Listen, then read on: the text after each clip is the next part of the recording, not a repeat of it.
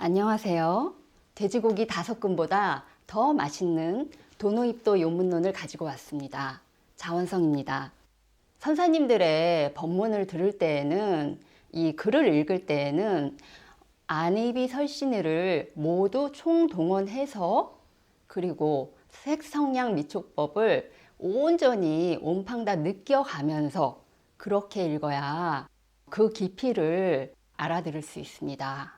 제1장 불보살께 헌사입니다. 시방의 모든 부처님과 대보살님들께 머리 숙여 예배를 올립니다. 부처님의 제자인 제가 이 논을 지었으나 부처님의 마음을 알지 못하였을까 두려우니 부디 참회를 받아주십시오. 만약 부처님의 이치를 알았거든 일체 유정의 중생에게 모두 회양하여 내세에 다 함께 성불하기를 바라옵니다. 우리 몸에 각기 다른 역할을 하는 고유하게 존재하는 그런 세포들이 가득 있듯이 우리 시방에도 그러한 부처님들이, 불보살님들이 가득 하십니다. 그래서 대주 스님께서 이 논을 지으시고 그 부처님들께 헌사의 글을 올리십니다. 그런데 참회부터 하십니다. 혹여나 부처님 뜻을 잘못 알아들어서 중생들에게 잘못된 말을 하면 어떡하나 하는 그런 걱정에 굉장히 겸양하게 그렇게 참회부터 하십니다. 이 부분에서 성철 스님이 설명하신 그런 구절이 있는데요. 한번 들어보세요. 잘못된 가운데에서 좋은 말이 있으면 일체 중생에게 베풀어 모두가 성불하게 되면 얼마나 다행이겠냐는 겸양의 말씀으로 서언을 대신한 것입니다. 그도 그럴 것이 진리라는 것은 언어 문자로 표현되면 그 즉시 진리를 떠나게 됩니다.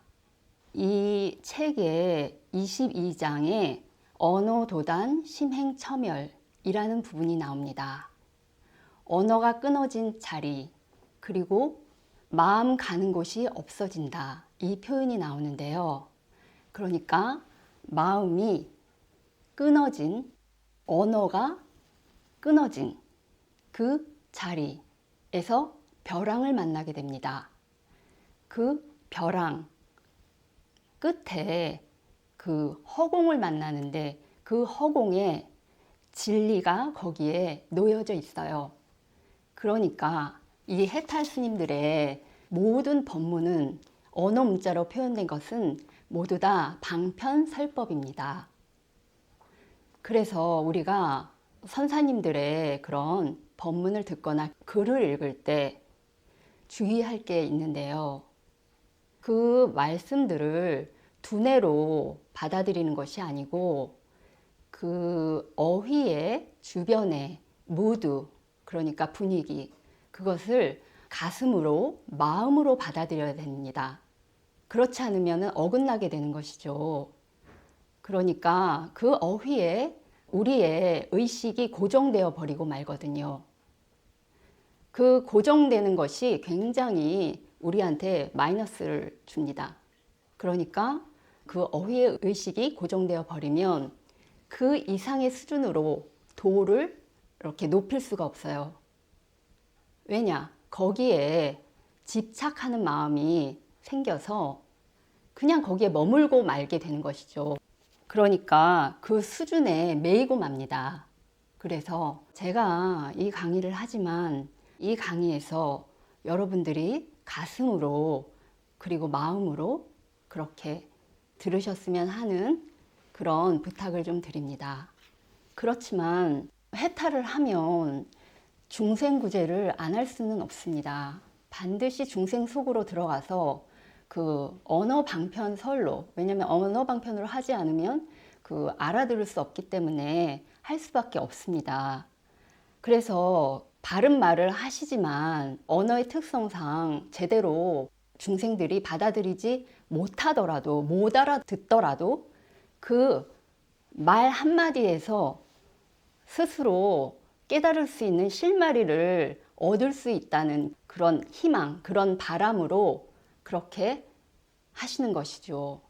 그래서 대주 스님께서 눈을 쓰시고 이렇게 헌사를 하셨습니다. 불보살님들께요. 저희도 이 불보살님들께 헌사를 한 적이 있습니다. 지공선사님께서 10개의 새한글 경전을 지으시고 우리 제자들한테 법보 사찰인 해인사에 가서 불보살님들께 좀 아뢰고 와라 하셨어요. 그래서 제가 이 아뢰고 온 이야기를 좀 하려고 합니다. 해인사에 가시면은 그 입구 쪽에 산신각이 있어요. 그래서 산신각에서 이제 들러서 그 앞에 고목이 있는데 그 고목 앞에서 잠시 눈을 감고 있었습니다. 그랬더니 세 분의 고승들이 오셨어요. 그 세 분의 고승분들이 제가 묻지도 않았는데 팔만대장경이 이 10개의 경전에 모두 다 들어있네 하시면서 감탄을 하시더라고요. 제가 묻지도 않았습니다. 그냥 고목이 있길래 인사를 드린 것뿐인데 그렇게 말씀을 하시더라고요. 그래서 이게 바로 이심전심이구나. 제가 묻지 않아도 필요한 말씀을 해주시는구나. 그렇게 이제 그분들을 만나 뵙고 제가 그때 백년암을 이제 처음 가게 되었습니다. 그동안에는 해인사에만 좀 자주 가긴 했는데 백년암은 이제 좀 높은 곳에 있잖아요. 그래서 백년암을 올라갔습니다. 근데 백년암 다 갈 때쯤에 아름드리 고목이 또 있는 거예요. 굉장히 큰 나무였는데 대화를 좀 시도를 했습니다. 그랬더니 그 고목에 계신 목신이 성철 스님이 계셨잖아요. 백년암에. 그 성철 스님은 맛있는 사탕과 그리고 아이들 그리고 짹짹짹 참새를 참 좋아하셨다. 생전에 그렇게 말씀을 하시더라고요. 그래서 고목과 그렇게 대화를 하고 다시 백년암으로 이제 갔습니다. 저희가 이제 거기 정각들이 좀 몇 개 있어요. 그런데 그 맨 꼭대기에 영자당이라는 그런 굉장히 특이한 정각이 하나 있더라고요. 그래서 굉장히 가파른 곳에 좀 있었는데 그 기운이 바로 그 절벽 밑에 있어서 새더라고요. 그래서 그곳에 한번 들어가 봤습니다. 그랬더니 그 영자당에는 옛 고승들의 초상화가 한 5, 6개 정도 있었습니다. 거기서 성철 스님을 뵙게 됐습니다. 그 성철 스님이 되게 재밌는 말씀을 하시더라고요.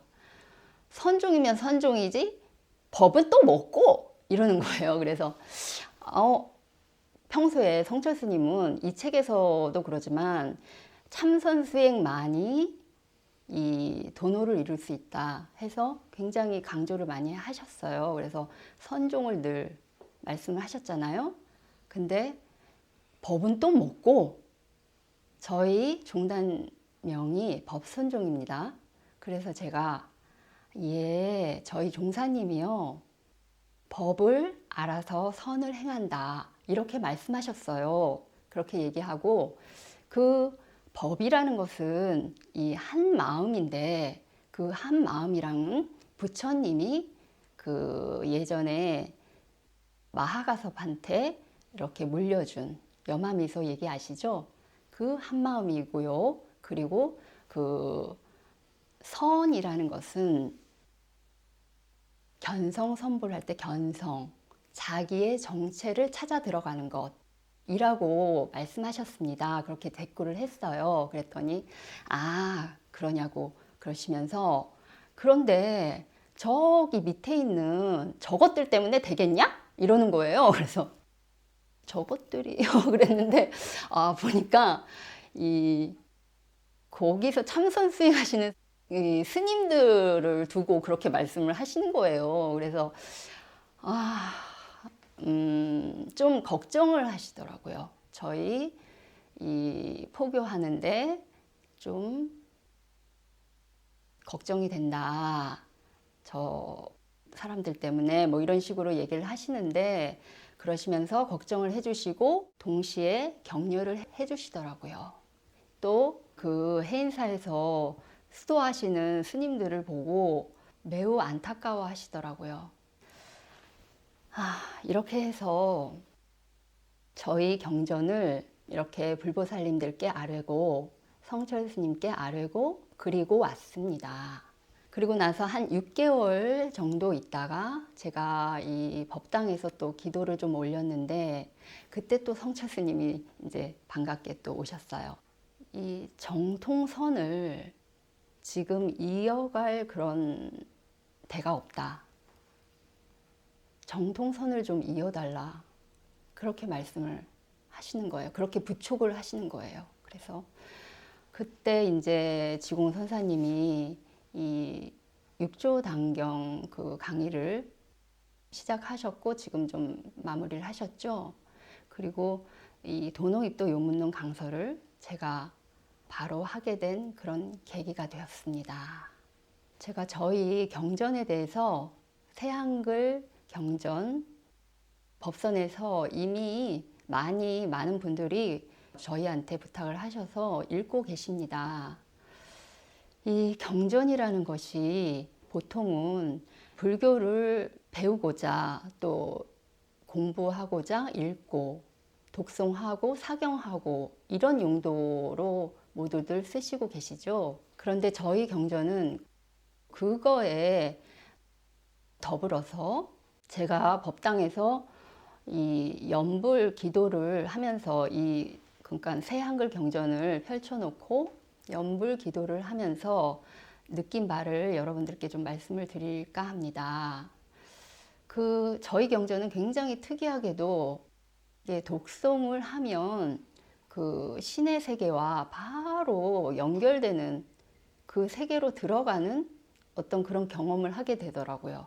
좀 막연하게 생각이 드실 수도 있겠지만, 그러니까 이 도노의 그 어떤 도노로 가는 키, 열쇠, 뗏목 그런 역할을 하더라고요.